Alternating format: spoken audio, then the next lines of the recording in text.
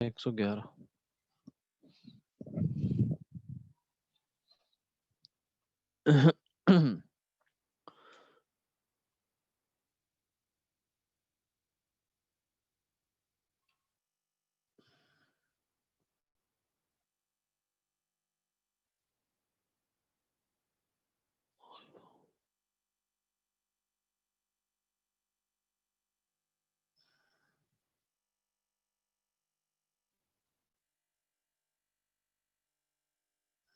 جی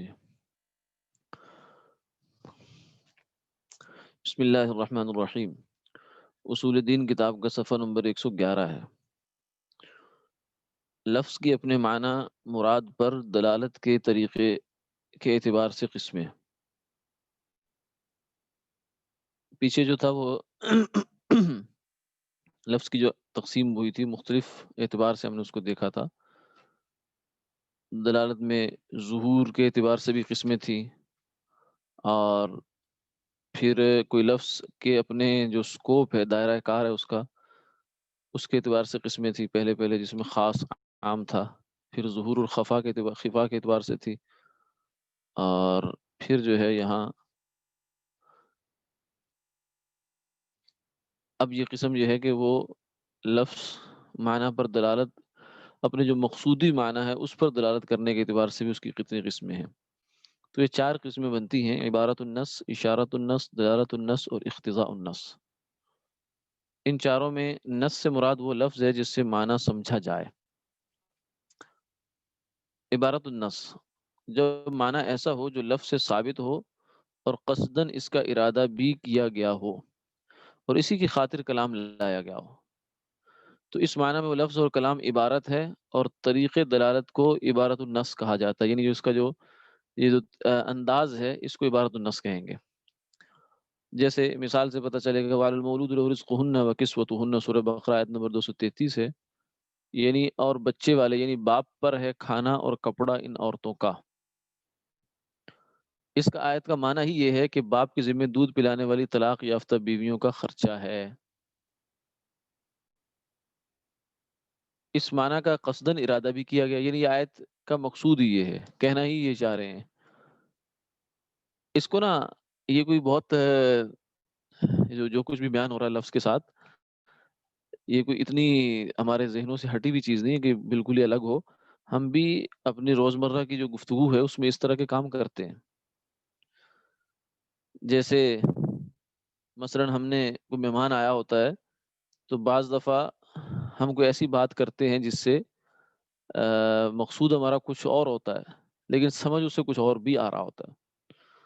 یہ ہم خود سمجھتے ہیں. ہم کہیں اگر مہمان گئے ہیں یا ویسے کوئی ایسی بات ہوئی ہے تو جو کہنے والے نے کوئی بات کہی ہوتی ہے تو ہم اس کی کہتے ہیں بٹوین دا لائنز، بین السطور بھی انسان سمجھنے کی کوشش کرتا ہے کہ یہ کیوں کہنا چاہ رہا ہے، اس بات کا مقصد کیا ہے. تو چاہے ظاہر اس کا کچھ اور ہوتا ہے لیکن ہم اس کا مقصد ضرور تلاش کرنے کی کوشش کرتے ہیں. تو اسی طریقے سے یہاں بھی ہے، وہ جو مقصد ہے اس کے مطابق اگر بات کی جائے، کلام لایا جائے، تو اس مقصود کو کے اعتبار سے اس بات کو کہا جائے گا یا کلام کو کہا جائے گا عبارت النص. یعنی وہ کہنا بھی وہی چاہ رہا ہے اور الفاظ بھی اس کا ساتھ دے رہے ہیں. اس آیت کا معنی ہی یہ ہے کہ باپ کے ذمہ دودھ پلانے والی طلاق یافتہ بیویوں کا خرچہ ہے. اس معنی کا قصدن ارادہ بھی کیا گیا ہے اور یہ معنی اور حکم بتانے کے لیے کلام لایا بھی گیا ہے. نیز آیات واقیم الصلاۃ و آتوا الزکاۃ، اس طرح کی جو قرآن پاک میں بے شمار آیات ہیں وہ سب عبارت النص ہے اقامت صلاۃ کے لیے، ایتاء زکوٰۃ کی فرضیت پر. تو اکثر و بیشتر تو آیات یہی ہیں، کیونکہ قرآن پاک میں جہاں بھی کچھ کہنا سننا یا کوئی امر نہیں کی گئی ہے تو اس سے مقصود وہی ہے. دوسری صورت ہے اشارت النص، یعنی معنی تو لفظ سے ثابت ہو لیکن نہ تو قصدن اس کا ارادہ کیا گیا ہو، نہ ہی خاص اس کو بیان کرنے کے لیے کلام لایا گیا ہو. جیسے وَعَلَى الْمَوْلُودِ لَهُ رِزْقُهُنَّ وَكِسْوَتُهُنَّ، اس میں اشارہ ہے کہ نسب میں بچہ باپ کے تابع ہوتا ہے. یعنی یہ اس آیت کا اصل مقصود دودھ پلانے والی عورتوں کی اجرت کا بیان کرنا تھا. اس مقصود کے اوپر اگر آپ دیکھیں تو اس اعتبار سے یہ آیت عبارت النص ہے، یہ آیت سیم ہے. لیکن اگر آپ اس کے لفظوں پہ غور کریں تو اس میں ایک لفظ میں مزید ہمیں ایک اضافہ ملتا ہے، اضافی فائدہ ملتا ہے، وہ کیا ہے؟ المولود لہو، یعنی اس کا لفظی ترجمہ ہے جنا گیا جس کے لیے، المولود جنا گیا، جنا ہوا، لہو جس کے لیے، تو المولود لہو سے مراد ہے باپ، تو اس کا مطلب یہ ہے کہ بچہ جو ہے یہ نسب میں باپ کے تابع ہوتا ہے۔ یہ بھی گویا کہ اس آیت کے اندر سے ہمیں مفہوم ہو رہا ہے، اگرچہ یہ آیت لانے کا مقصود یہاں یہ نہیں ہے، یہ جو اس کا مین مقصد ہے وہ تو نفقہ اور خرچہ وغیرہ بیان کرنا مقصود ہے، یہ والی نقطہ یہاں بیان کرنا مقصود نہیں ہے، کیونکہ اس آیت میں بچہ کی باپ کی طرف لام ملک کے ذریعے سے نسبت کی گئی ہے، لیکن یہ کلام خاص یہ مطلب بتانے کی غرض سے نہیں لایا گیا۔ آگے دوسری مثال ہے فَالْآنَ بَاشِرُوهُنَّ وَابْتَغُوا مَا كَتَبَ اللَّهُ لَكُمْ وَكُلُوا وَاشْرَبُوا حَتَّى يَتَبَيَّنَ لَكُمُ الْخَيْطُ الْأَبْيَضُ مِنَ الْخَيْطِ الْأَسْوَدِ مِنَ الْفَجْرِ ثُمَّ أَتِمُّوا الصِّيَامَ، سورہ بقرہ آیت نمبر 187۔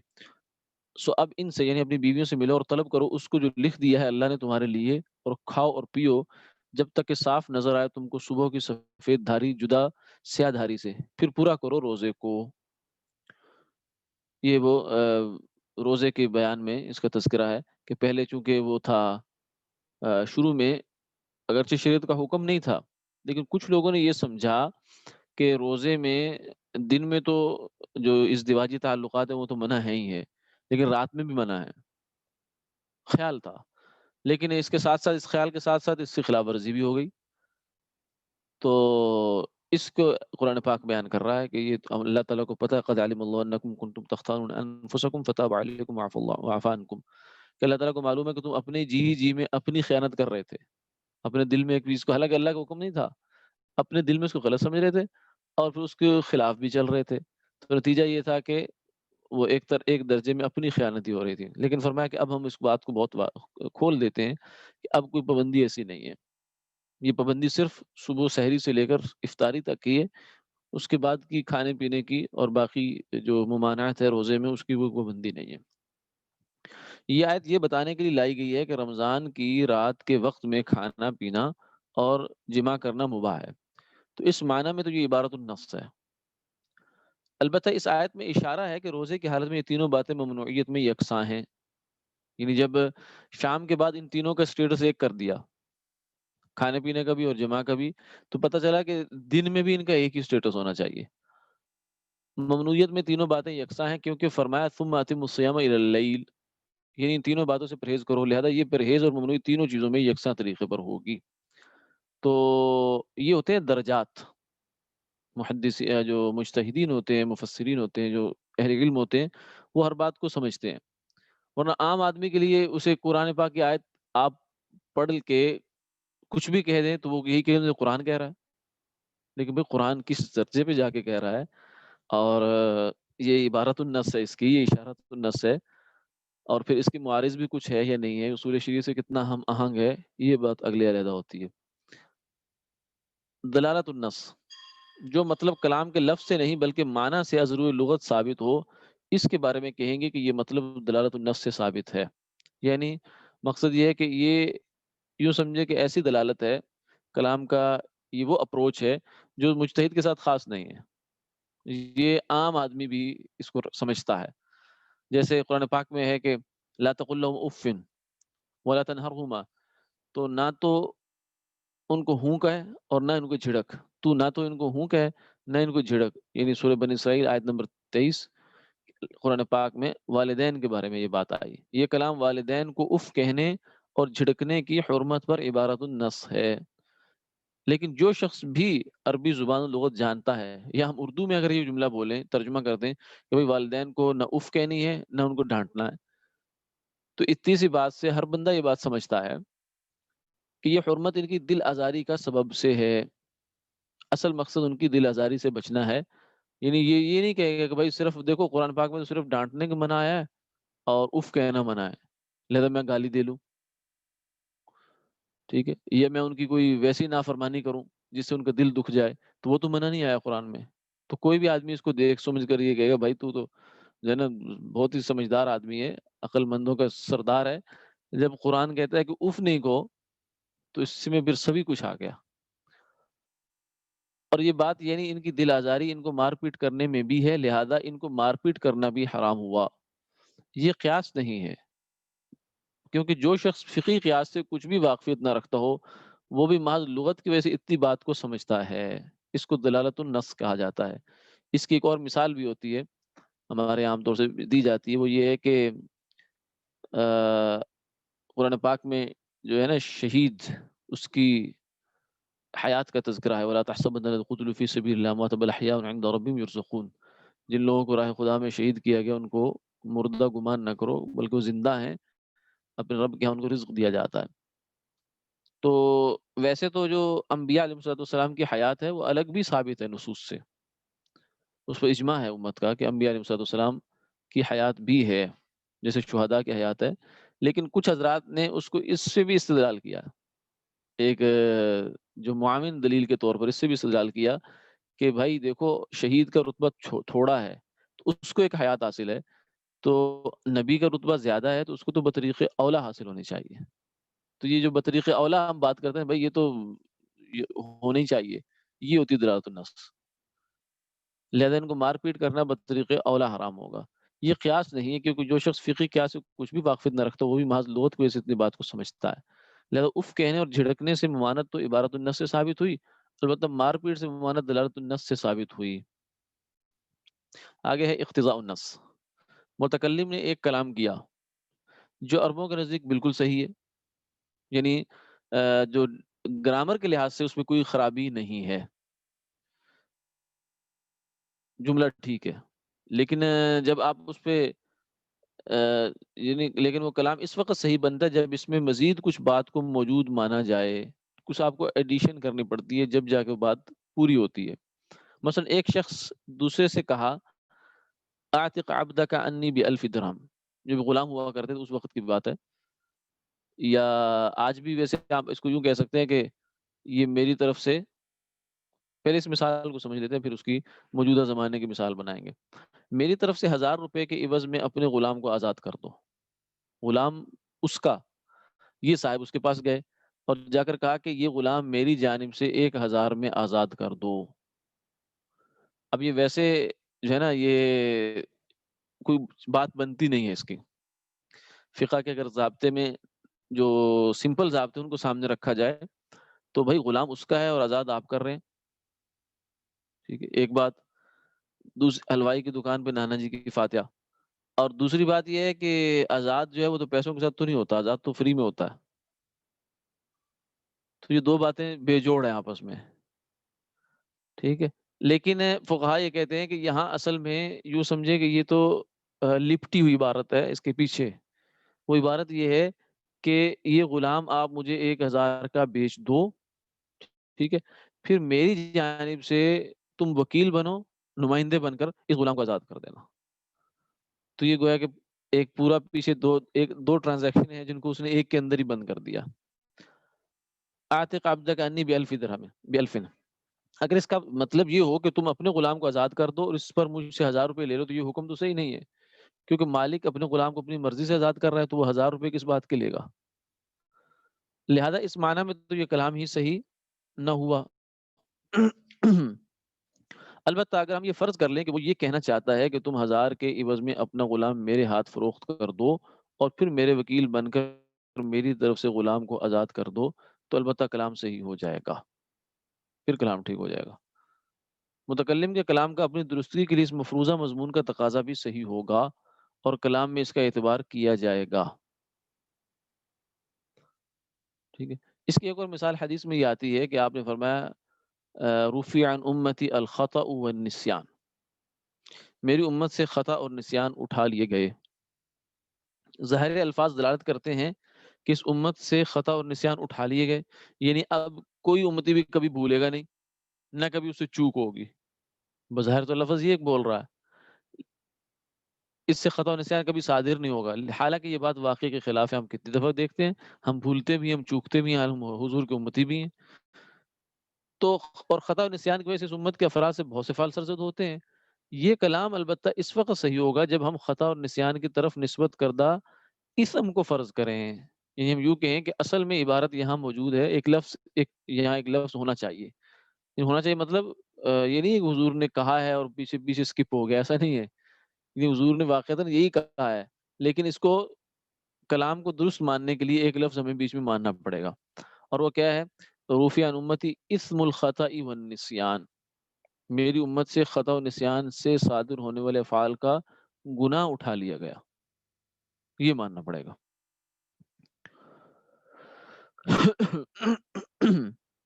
جیسے آپ کسی کو کہیں کہ بھائی یہ آج کی مثال میں کہ یہ میری طرف سے جو ہے نا، آپ یہ پرندہ آزاد کر دو، یہ باہر کھڑے ہوتے ہیں روڈوں پر، 50 روپے کا یہ پرندہ آزاد کر دو، تو وہ اصل میں وہ پرندہ پہلے آپ کو بیچتا ہے اور پھر آپ کے بہاف پر اس کو چھوڑ دیتا۔ چلیں، مذکورہ 4 طریقوں میں قوت کے اعتبار سے ترتیب نزولی، پہلے عبارت النص، پھر اشارت النص، پھر دلالت النص، پھر اقتضاء النص۔ اسی ترتیب کی بنا پر اگر ان میں آپس میں تعارض واقع ہو جائے تو قوی تر کو ترجیح دی جاتی ہے۔ یعنی اب آپ دیکھیں گے کہ ان کا فنکشن کیا کرتی ہے یا آگے جا کر یہ ترتیب یا یہ جو اصطلاحات ہے ہماری۔ مثال دیکھیے، وَمَن يَقْتُلْ مُؤْمِنًا مُتَعَمِّدًا فَجَزَاؤُهُ جَهَنَّمُ خَالِدًا فِيهَا، سورہ نساء آیت نمبر 93 ہے۔ اور جو کوئی قتل کرے کسی مسلمان کو عمدن تو اس کی سزا دوزخ ہے، پڑا رہے گا اسی میں ہمیشہ۔ یعنی کوئی بندہ کسی مسلمان آدمی کو جان بوجھ کر قتل کر دیا، اس نے قتل ناحق جسے کہتے ہیں، ظلمن قتل کر دیا، تو فرمایا کہ اس کی سزا تو ہمیشہ کی جہنم میں۔ یہ آیت اشارت النص سے اس بات پر دلیل ہے کہ قتل عمد میں قاتل پر کفارہ نہیں ہے۔ قتل عمد میں یعنی جب جان بوجھ کے انسان کسی کو قتل کرے تو اس صورت میں کفارہ نہیں، کوئی روزے وغیرہ رکھنا یا غلام آزاد کرنا، یہ اس کے ذمہ میں کچھ نہیں ہوتا، کیونکہ اس کی جزا میں فقط جہنم کا تذکرہ ہے۔ جبکہ آیت ومن قتل مؤمنا خطأ فتحریر رقبۃ مؤمنہ، اور جو قتل کرے مسلمان کو، سورہ نساء کی آیت نمبر 92 میں ہے، جو قتل کرے مسلمان کو غلطی سے تو آزاد کرے ایک مسلمان غلام۔ اس پر عبارت النص ہے کہ قتل خطا میں قاتل پر کفارہ ہے، یعنی مسٹیک سے اگر قتل ہو گیا تو اس میں کفارہ ہے، جان بوجھ کر قتل کیا تو اس میں کفارہ ہے یا نہیں، اس کا تذکرہ نہیں ہے۔ اور اس پر دلالت النص ہے کہ قتل عمد میں قاتل پر کفارہ ہونا چاہیے۔ تو بھائی جب چھوٹی غلطی میں کفارہ ہے تو بڑی غلطی میں تو بطریق اولا ہونا چاہیے، کیونکہ کفارہ گناہ کی وجہ سے ہوتا ہے۔ کفارہ گناہ، دیت اور کفارہ دو چیزیں الگ الگ ہوتی ہیں۔ قتل جب ہوتا ہے تو اس میں دو باتیں ہوتی ہیں، ایک دیت ہوتی ہے اور ایک کفارہ ہوتا ہے۔ تو دیت الگ مسئلہ ہے، کفارہ الگ، یہ دونوں چیزیں اکٹھی بھی ہوتی ہیں۔ تو یہاں جو قتل عمد کر رہا ہے آدمی، اس کو قصاص ہوگا اس سے، یا صلح ہو جائے تو دیت ہوتی ہے، آپس میں کوئی صلح ہو جائے تو دیت ہوتی ہے، ورنہ قصاص ہوتا ہے۔ اب اس کے ساتھ ساتھ اس کو کفارہ بھی دینا پڑے گا یا نہیں دینا پڑے گا؟ تو کہتے ہیں کہ یہ دوسری آیت تقاضا کرتی ہے کہ یہاں بھی کفارہ ہونا چاہیے، کیونکہ جب چھوٹے جرم میں کفارہ ہے تو بڑے میں تو بطریق اولا ہونا چاہیے، کیونکہ کفارہ گناہ کی وجہ سے ہوتا ہے، اور ظاہر ہے کہ قتل عمد میں قتل خطا کی بنسبت گناہ بطریق اولا ثابت ہے۔ تعارض کی صورت میں اشارت النص کو دلالت النص پر ترجیح دی جائے گی، اور قتل عمد کے قاتل پر کفارہ کا حکم نہیں لگایا جائے گا۔ جی، لیکن یہاں تو تعارض کی صورت میں اشارت، اب یعنی اشارت النص کا تقاضا ہے کہ کفارہ نہ ہو، اور دلالت النص کا تقاضا ہے کہ کفارہ ہو، جو قتل عمد کرنے والا ہے اس کو کفارہ ہو۔ اب دونوں تقاضے آپس میں ٹکرا گئے، اب ہمارے پاس کوئی اصول ہونا چاہیے جو یہ بتائے کہ یہاں ہم نے کس کو ترجیح دینی ہے، پریفر کرنا ہے۔ تو کہتے ہیں وہ اصول ہمارے سامنے ہے، اہل اصول نے یہ بات ذکر کی ہے کہ تعارض جب ہو جائے تو پھر دلالت النص کے اوپر اشارت النص زیادہ ترجیح رکھتی ہے، وہ کہ دلالت النص جو ہے یہ ضعیف دلیل ہے بنسبت اشارت اور عبارت کے۔ جی، چنانچہ اب خلاصہ یہ نکلا کہ حکم یہ اب ہمارے سامنے آ گیا، سارے پروسیس سے گزرنے کے بعد جو رزلٹ ہمارے سامنے آیا وہ یہ ہے کہ جو عمدن قتل کرتا ہے اس پر کفارہ نہیں ہوتا، وہ صرف آخرت میں جہنم کی سزا اس کو ملے گی، باقی کفارہ نہیں اس پر۔ آگے امر و نہی سے متعلق اصول و قواعد۔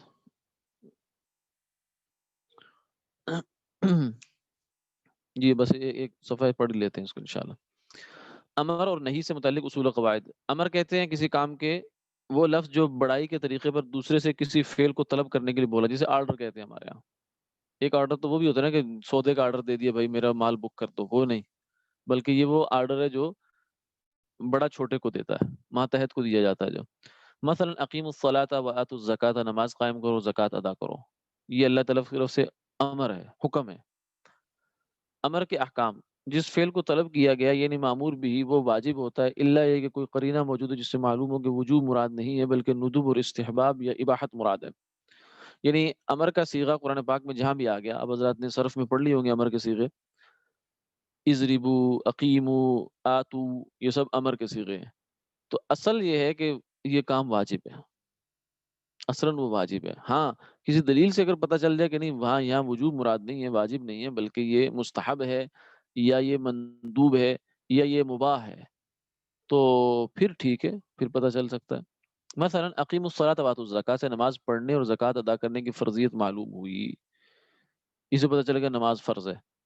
اور فَإِذَا قُضِيَتِ الصَّلَاةُ فَانتَشِرُوا فِي الْأَرْضِ وَابْتَغُوا مِن فَضْلِ اللَّهِ، یہ بھی ایک آیت جمعہ ہے جو جمعے کی عام طور سے نماز میں پڑھی جاتی ہے کہ جب نماز ہو چکے اے ایمان والو تو پھر زمین میں پھیل جاؤ اور اللہ کا فضل تلاش کرو.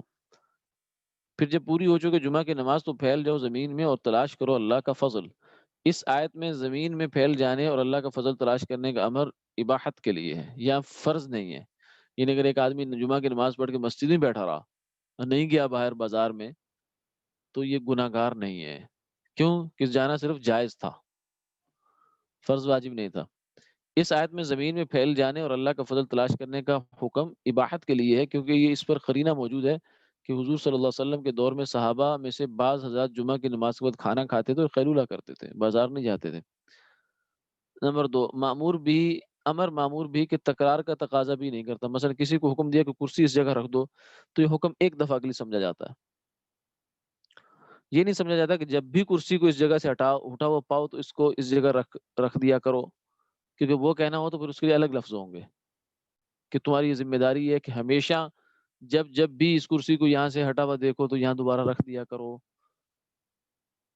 اسی طرح اگر حکم دیا کہ فلاں کو تھپڑ مارو تو اس کے ایک دفعہ تھپڑ مارنے سے حکم پورا ہو جائے گا، اور حکم اس بات کا تقاضا نہیں کرتا کہ بار بار تھپڑ مارو. اقیم الصلاۃ تک امر بھی صرف ایک دفعہ نماز پڑھنے کا تقاضا کرتا ہے. البتہ نماز میں جو تکرار آتی ہے تو وہ نماز کے سبب سے، یعنی اب کوئی کہنے والا کہہ سکتا ہے کہ بھائی اللہ نے تو قرآن میں ایک دفعہ کہا اقیم الصلاۃ، بھائی ایک نماز پڑھ لی بس کافی ہے. میں نے کہا کہ وہ جو اقیم الصلاۃ کا تقاضا تو یہی تھا، لیکن جو سبب اس کا ہے نا وقت کا داخل ہونا، تو یہ ہر روز گویا کہ اللہ کی طرف سے اقیم الصلاۃ آتا ہے، جس کے لیے مؤذن پھر ندا کرتا ہے. تو اللہ کا حکم ہر روز ہماری طرف، ہر پانچ وقتوں میں ہر روز ہمیں حکم ہوتا ہے کہ اٹھو نماز پڑھو. 1400 سال پہلے تو آ ہی گیا تھا اور اب بھی آتا ہے ہمارے اوپر. البتہ نماز میں جو تکرار آتی ہے وہ ہر نماز کے سبب کے تکرار سے آتی ہے جو کہ وقت ہے. اس کا بیان یہ ہے کہ نماز کی ادائیگی کو حکم وقت کے ساتھ ہوتا ہے. قرآن پاک میں ان الصلاۃ کانت علی المؤمنین کتابا موقوتا، یقیناً نماز مسلمانوں پر فرض ہے اور وقت کے ساتھ محدود ہے، جوڑی گئی ہے. سورہ نساء آیت نمبر 103. لہذا جب وقت آتا ہے تو بندے کی طرف سے نماز کی ادائیگی کا حکم متوجہ ہو جاتا ہے. اور اول تو اوقات خود متعدد ہیں اور پھر روزانہ ان کا تکرار ہوتا ہے، اسے نماز میں تکرار پائی جاتی ہے. یعنی ایک نماز 2 دفعہ نہیں پڑھی جاتی. یعنی آج کی ظہر کی نماز ہم 3 دفعہ 4 دفعہ پڑھ لیں، ہاں یہ غلط ہوگا. کیوں؟ اس لیے کہ جب اللہ نے ایک دفعہ نماز پڑھنے کو حکم دیا تو ایک دفعہ ہی ہوگی. لیکن جو کل آپ ظہر پڑھیں گے وہ آج کی ظہر نہیں ہے، وہ نیا حکم، نئی نماز. اسی لیے اگر آپ نے جماعت سے نماز پڑھ لی ہے تو اب دوبارہ فرض نہیں ہوں گے. اب نفلوں کی حیثیت سے انسان شریک ہو سکتا ہے نماز، جماعت کی نماز میں، لیکن فرض دوبارہ نہیں پڑھ سکتا. یہ کہ میں پچھلے فرضوں کو کینسل کرتا ہوں، میں نئے فرض پڑھتا ہوں، تو اس کو اختیار نہیں ہے، اس کے ہاتھ سے بات نکل چکی ہے. نہیں، کسی فعل کے ترک کی طلب کے لیے اپنے سے کمتر کو جو لفظ بولا جائے وہ نہیں کہلاتا ہے. وہی امر کا یوں سمجھے کہ اس کا وہ اپوزٹ ہے، جی مخالف ہے. نہیں کا حکم جس فعل کے ترک کا مطالبہ کیا گیا ہے وہ حرام یا مکروہ تحریمی ہوتا ہے، الا یہ کہ کوئی قرینہ ہو جس سے معلوم ہو کہ کوئی دوسرا معنی مراد ہے. مثلا لا تقربوا الزنا، زنا کے قریب مت جاؤ، اس میں نہیں تحریم کے لیے ہے. اور لا تعتذروا اليوم انما تجزون ما کنتم تعملون، سورہ تحریم ہے، آیت نمبر 7۔ امت بہانے بتلاؤ، آج کے دن وہی بدلہ پاؤ گے جو تم کرتے تھے۔ اس آیت میں نہیں عذر کرنے کی حرمت بتانے کے لیے نہیں ہے، یعنی قیامت والے دن تم نے جو عذر کرنا ہے تو تمہیں اس کا گناہ ہوگا، یہ نہیں ہے، گناہ نہیں ہوگا، وہ تو کرنے والے کریں گے، بلکہ عذر کرنے والوں کو مایوس کرنے کے لیے، یعنی یہ کہ تمہارے بہانے اور عذر کرنے کا کوئی فائدہ نہیں ہے۔ آج یہ اصول فقہ کا تقریباً ہمارا ذرا مشکل سا باب تھا، یہ پورا ہو گیا الحمدللہ۔ انشاءاللہ ہمیں سمجھ بھی آئی ہوگی بظاہر، ورنہ اجر انشاءاللہ ضرور ملے گا اس کا۔ آگے آسان باتیں انشاءاللہ اگلی نشست میں پھر اس کو دیکھیں گے۔